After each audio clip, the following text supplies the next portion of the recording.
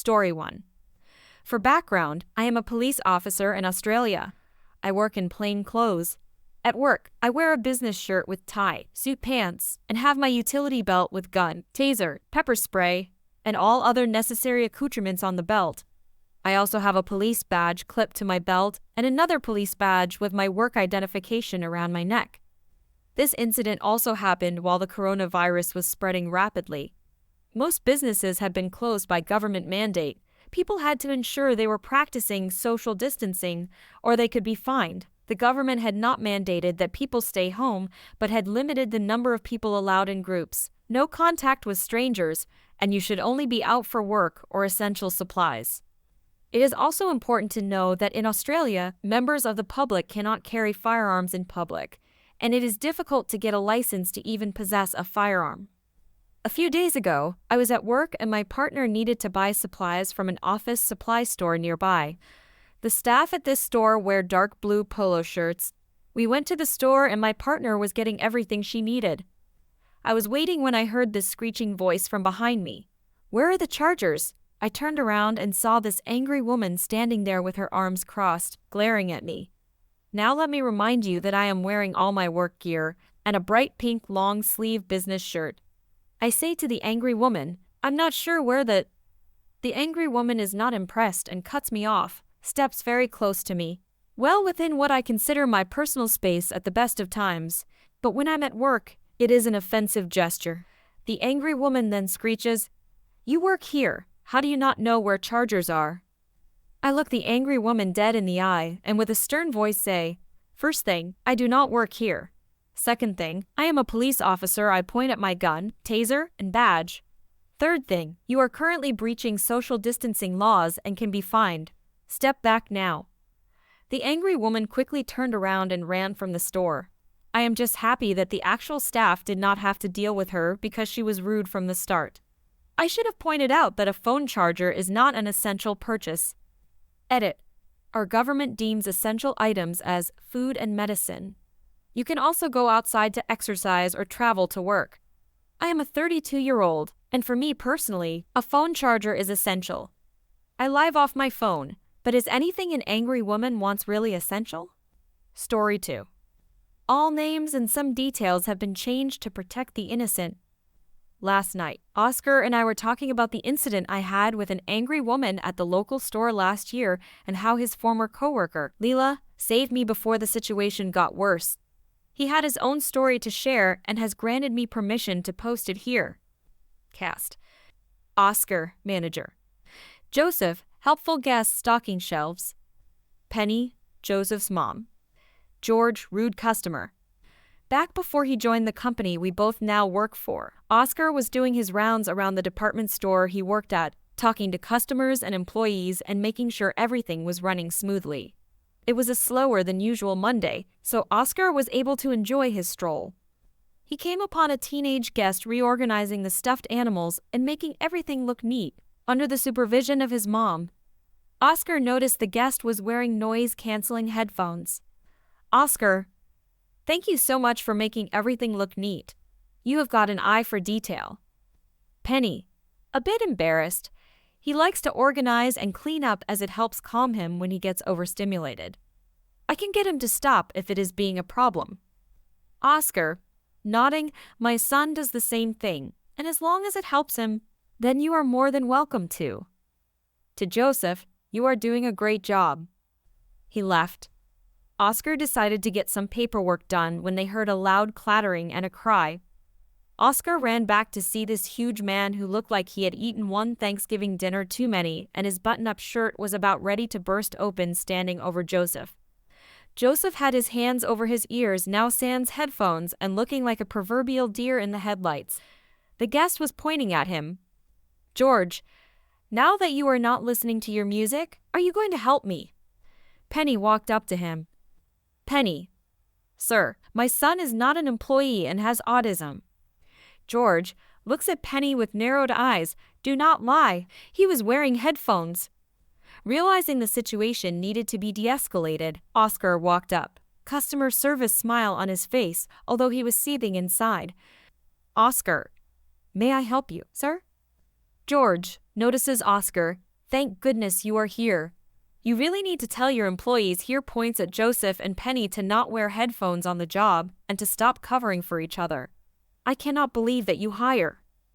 Insert a highly offensive term for people with disabilities. Now, the important thing to know about Oscar is this. While he is a kind man who will give you the last dollar in his pocket if you need it, he really does not take kindly to someone being treated badly, especially if it is a person with disabilities, as his younger son has autism. Oscar looks the customer down with a dad glare. Sir, I am going to have to ask you to watch your language and your actions. I can verify that these are a pair of guests and that he was rearranging the shelves because he wanted to. And even if they did work here, that does not give you the right to harass them. Just then, a security guard walked over, apparently attracted by the commotion. George went from tomato red to bedsheet white. Oscar turned back to Penny. Oscar, if you want to press charges, we can help you with that. Penny, crying at this point. No, I think it would be best if we just left. Oscar? Okay, if you think that is best. George, now realizing that this would be the best time to leave, walked away. Oscar picked up the headphones and returned them to Joseph. Penny hugged Joseph. Penny, thank you, sir. Oscar, you are welcome. I apologize that you had to endure that. Is there anything I can do to make the situation better? Penny, no, but we greatly appreciate it. Oscar, I will let the staff know to watch out for that man.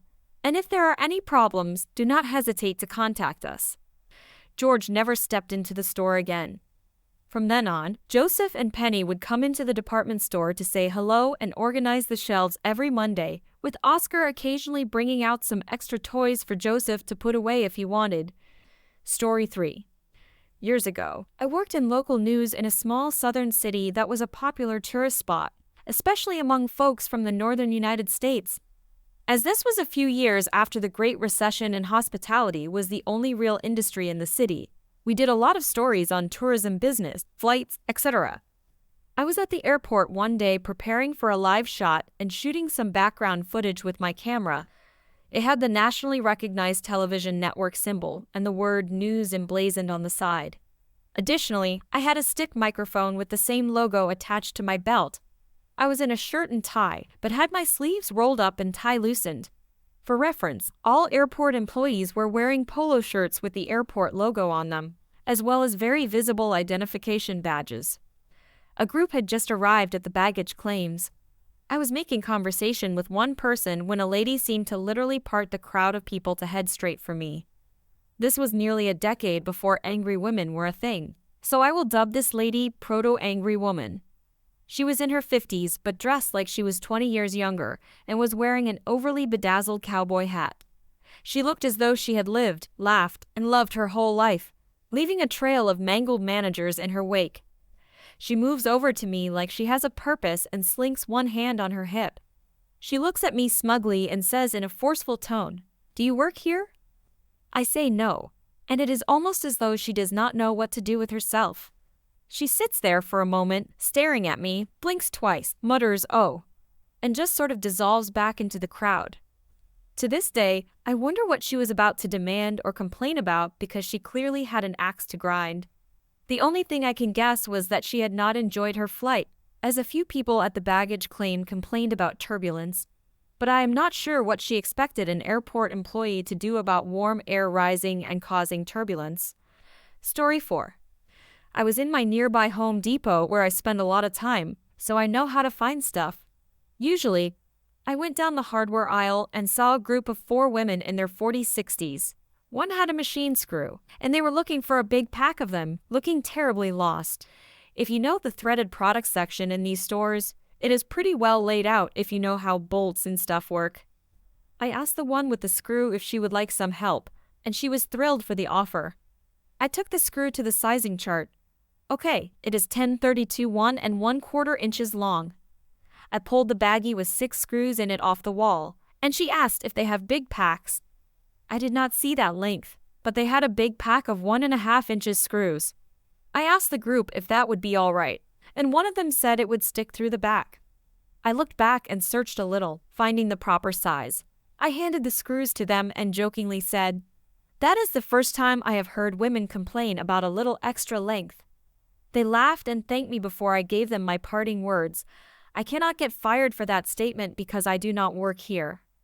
Story 5. Long-time lurker of this subreddit. First-time poster honestly never thought it would happen to me. I was in a generic drugstore pharmacy yesterday after work to pick up some sore muscle balm for my back. I am 9 months pregnant and clearly, heavily pregnant, doing the waddle and all, and dressed in a suit because my job requires its suit jacket unbuttoned because I have not been able to close that for about 4 months now. I am on the phone to my mom because she and I have a daily ritual of checking in with each other after work every day. I started doing it when she lived alone to make sure she was okay, then just continued doing it when she got a live-in boyfriend.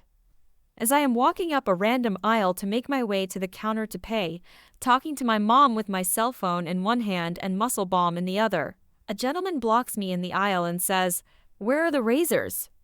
Now he is looking right at me, and we are the only two in the aisle, so I know he is talking to me, but I cannot imagine why.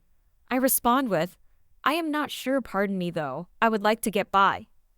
Dude does not move, just stares at me for a minute. It is at this point when I have to ask my mom to hold on because I want all of my focus on this dude as I am beginning to feel unease. Finally, "What do you mean you do not know?" I respond with, "Sir, I just came to get some muscle balm and would really like to pay for my purchase and leave. Please let me through the aisle." Then he takes another good, long look at me and finally says, "You do not work here."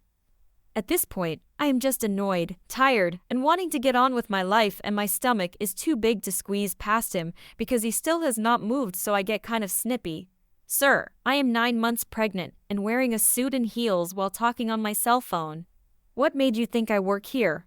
He finally just stared at me dumbfounded and stepped to the side a bit. So I waddled as fast as my pregnant body could past him and booked it to the front cashier. Not super dramatic, but it really took me off guard because, well, I never thought I would encounter someone so oblivious. Who knew? Next story appears I meet the requirements. Welcome to Boxmart. I am the guy in black scrubs and a lanyard that says, "Federal Bureau of Investigation crime scene do not cross," attached to a badge with "not this place" clearly named. Never mind, I am with my wife and kid. Twice I wander off to grab something we skipped or forgot. Twice random people ask me where to find things frozen veggies, frozen seafood section, both oddly placed in my opinion. Both times I reply, "I am not too sure. I do not work here and I try to avoid this place. Sorry," and on we go. Now I am reaching atop the high shelf to get a meal replacement drink because I often need to not feel hunger pain while not having time to properly handle it. I am reading the label and chatting with my wife about it. My intuition fails me. My wife looks up behind me a couple times and I do not register that I have applied for a new job. She tugs my sleeve and clears a path for an angry woman saying, "Scooch over, babe." I think she needs in, and I move while turning and saying, "Sorry, lost in the label." My application has been accepted, I am hired, and I start my new position 15 seconds ago. I received a verbal warning for conduct immediately. When you are done messing around, I need you to show me where an irrelevant item is. Your useless kids just point and send me the wrong way. It took about 10 full seconds of blinking, thinking, and checking my outfit to realize all you need is a lanyard of any kind to get a job here. Coincidentally, it takes the same amount of time for a wild, angry woman to ignore all the signs present and become enraged at not having their demands met with groveling. Are you useless too? Let us go. I need irrelevant items today.